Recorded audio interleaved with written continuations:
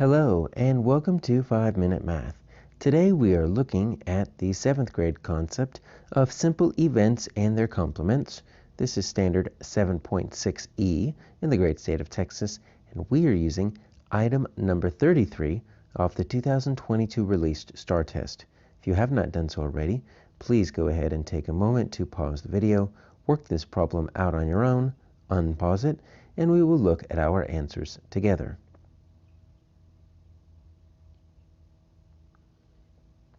So we have a student with a set of cards, and each card has got a picture of a shape, and the student is going to randomly select one card from each set. We got circle, pentagon, rectangle, square, and triangle.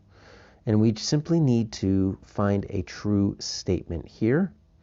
And you notice each of these statements has the probability of selecting a card, and then the probability of not selecting a card.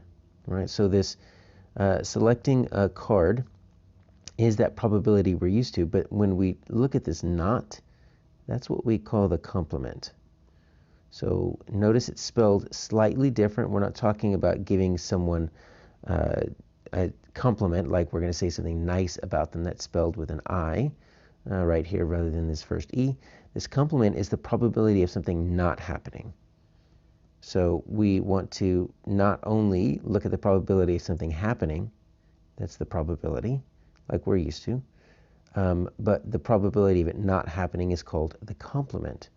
So we've got to know how many total cards there are, because if we do that, then we can turn each of these, this is going to be your probability, just turn it into a fraction.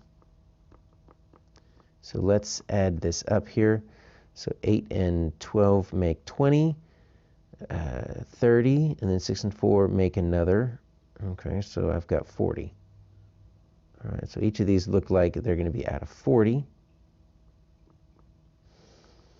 But now you see the problem. All right, we're going to have to do a little bit of work here, because if they're all even and they're all out of 40, it means we are going to have to do a little bit of simplifying. All right, so let's take my circle here. So if I've got 8 out of 40, I could divide both by 4s. Right, I'm going to get 2 tenths. I can do it again, divide by 2s, right, 1/5. All right, so my probability of getting a circle is going to be 1/5, which means my complement is going to be 4/5.